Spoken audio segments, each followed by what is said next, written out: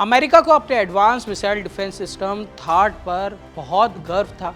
इसे दुनिया के सबसे मजबूत एयर डिफेंस सिस्टम में से एक माना जाता है। लेकिन अमेरिका, इसराइल और ईरान के बीच चल रही जंग में इस सिस्टम को बड़ा झटका लगा है।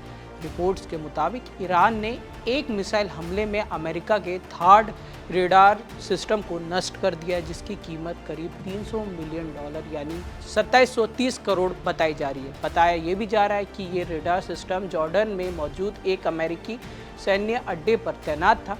एक थिंक टैंक ने दावा किया है सैटेलाइट तस्वीरों के आधार पर कि ईरान ने 28 फरवरी को और 3 मार्च को जॉर्डन पर 2 बड़े हमले किए थे। इन हमलों में मुआफक सल्ती एयरबेस पर लगा ANTYP रेडार और उससे जुड़े उपकरण पूरी तरीके से तबाह हो गए। डिफेंस एक्सपर्ट्स के अनुसार ANTPY-2 रेडार थाड मिसाइल डिफेंस सिस्टम का बेहद अहम हिस्सा होता है।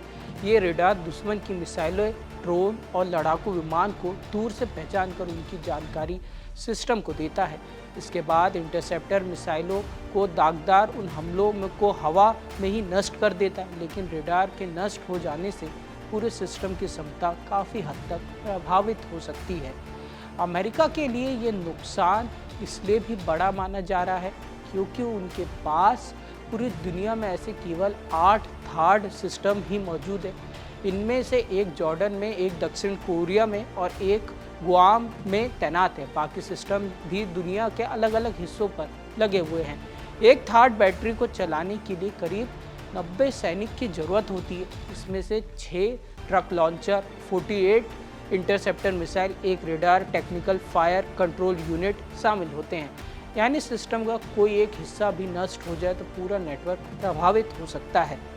जब जॉर्डन में इस रेडार को निष्क्रिय होने के बाद वहाँ की सुरक्षा का बड़ा बोझ पेट्रियट मिसाइल सिस्टम पर अब आ गया है, जिससे अमेरिका की रणनीतिक चुनौती और भी काफ़ी ज़्यादा बढ़ चुकी है।